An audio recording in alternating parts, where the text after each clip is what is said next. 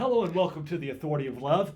I'm your host, Greg Williams, and I'm joined again by our co-host, David Walls, for a Family Foundation Friday. Remember, at Love and Lordship, our heart desires every life and relationship built on the love and lordship of Jesus Christ.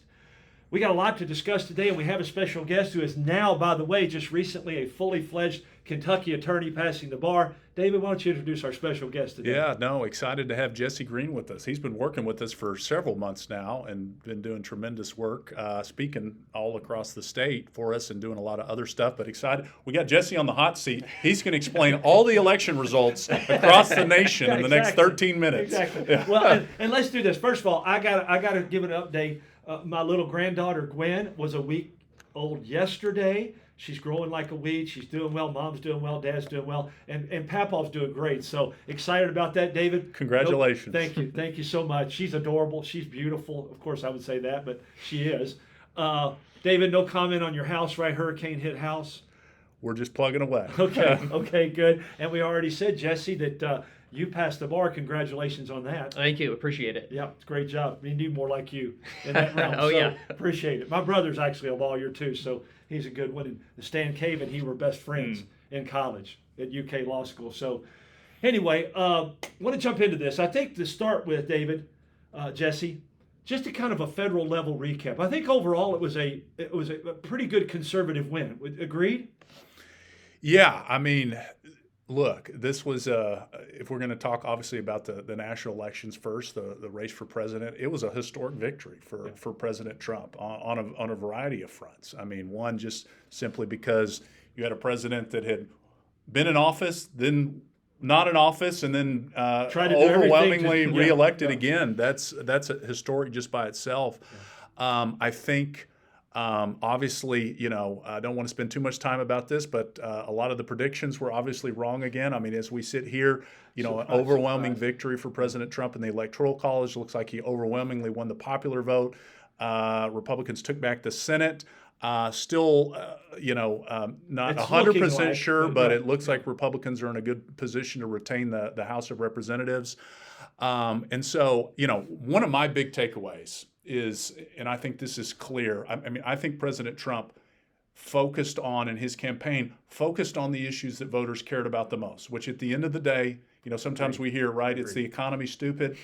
Yeah. I mean, he focused very strongly on the state of the economy, the concern about out of control inflation, the concern about out of control immigration that is impacting people's lives, and so I think I think that resonated with voters.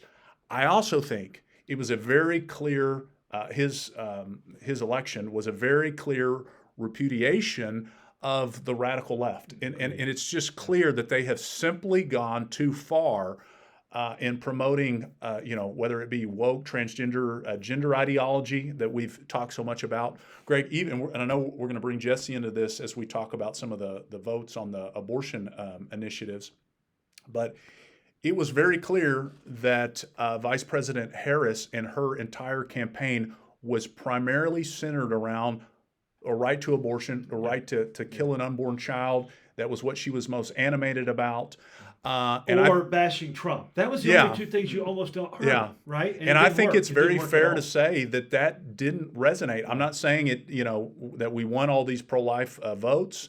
Unfortunately, we didn't. But the reality was voters were more focused on other issues. And I think you can say that, Republicans that have stood strong on the life issue, they were overwhelmingly reelected in districts, both at the federal level and, as we'll talk a little bit about here in Kentucky, our General Assembly was looks like it's going to essentially be unchanged, which means there's a very strong pro-life and pro-family majority in the General Assembly. So I think there's a lot to be encouraged by in that, and I think it opens up the door both federally, but here in Kentucky. And I've heard from some legislators here in Kentucky that were, enthused about the election results. We've got an opportunity to move forward and continue to make serious progress, pushing back against protecting parental rights, pushing back against, woke ideologies that are being taught in our schools, and defending religious liberty. There's an opportunity to continue to move forward with a bold agenda, and ultimately that's what we care about is public policy that honors the Lord. And so I think our takeaway from the election is voters have sent back, generally speaking, legislative bodies that have opportunities to move forward on those issues. And I'll say two things, and Jesse, I want to hear what you think about those abortion initiatives. I think we were talking about that. Number one, when you have that amount of power, our prayer as Christians ought to be make sure that people remain humble. Absolutely. Because you've heard the quote, absolute power corrupts absolutely, and you don't know it until you get there. Yeah. But it does almost every time. So we've got to be careful in that. The second thing is that I think it not only helps to push forward with that agenda here in Kentucky, but it also stops the radical agenda of Governor Beshear. Yeah. And that's a good thing that we can do that. Jesse, I know David brought you on to do this. Speak to how that turned out as far as on the national level and the states that had that on their agenda. Yeah, so abortion was on the ballot in about 10 states, and about half of those were blue states. They voted pretty overwhelmingly to put abortion in their constitution. No surprise. Yeah, no. Those states already had incredibly liberal abortion laws, so nothing really changes except putting it in their state constitution. Now there were about 5 red states that had abortion on the ballot. You had Florida, Nebraska, South Dakota, Montana, and Missouri. And in 3 of those 5 states, the abortion amendment lost. And so the pro-life laws in those states remain in effect. And actually in Nebraska, they put a abortion ban after the first trimester in their constitution. So even better than just stopping the pro-abortion amendment, they got some pro-life protections in their constitution going forward. Yeah. So I do want to say, especially in Florida, it was looking pretty bad early on, but Governor DeSantis was an incredibly strong leader on pro-life stuff, and he really carried the day with defeating that amendment there. It was incredibly, look, the Florida thing, we need to, Governor DeSantis deserves a ton of credit. Mm-hmm.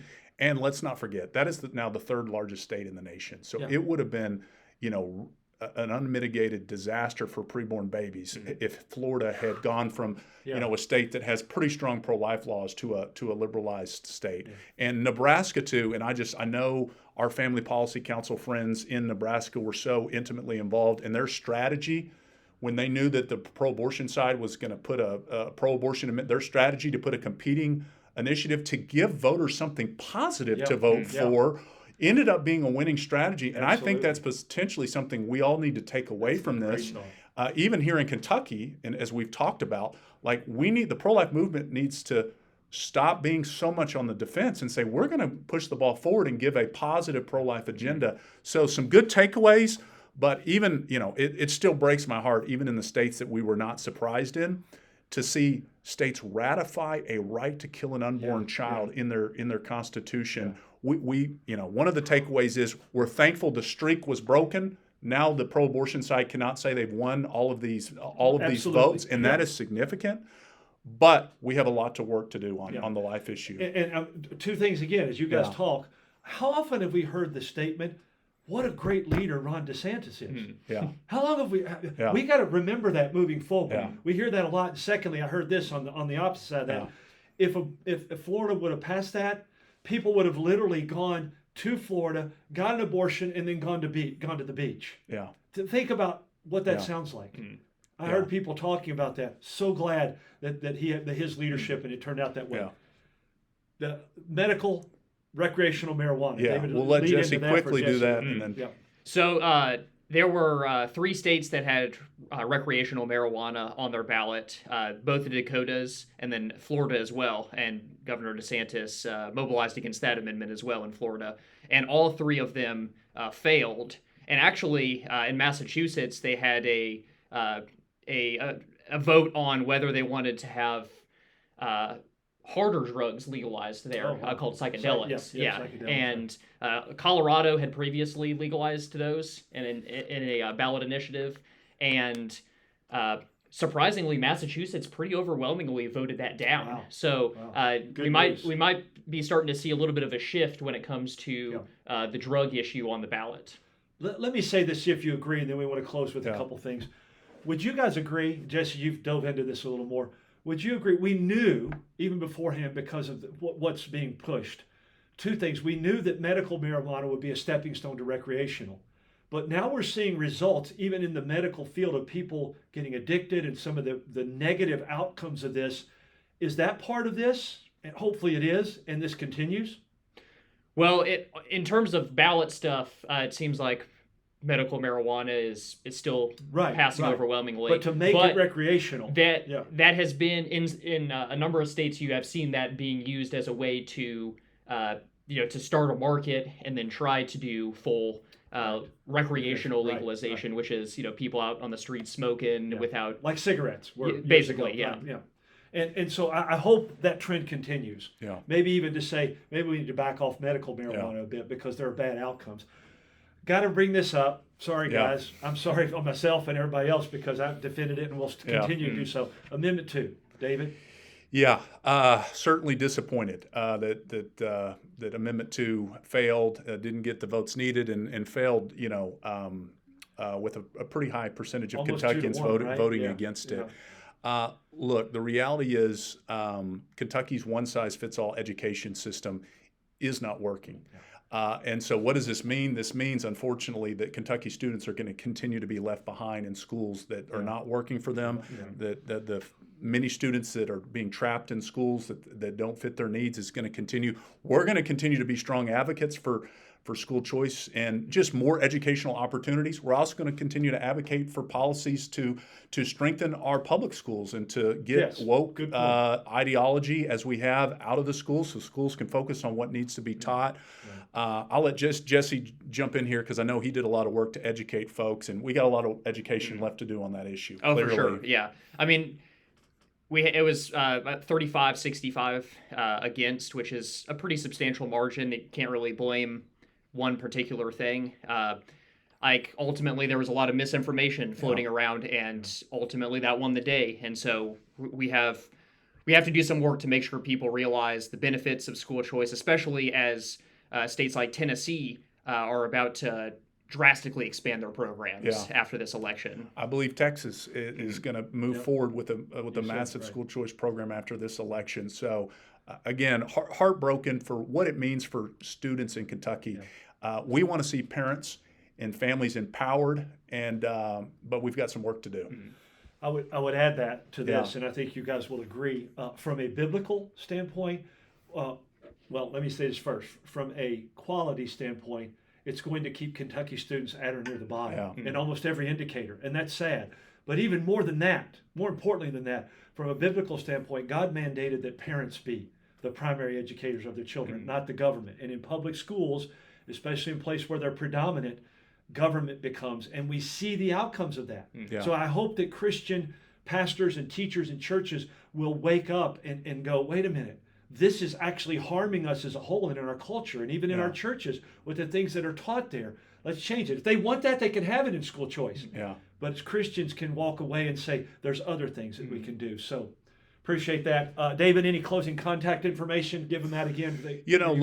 Again, to remind folks, we're now very close to the upcoming legislative session. Great time to get signed up with us at KentuckyFamily.org.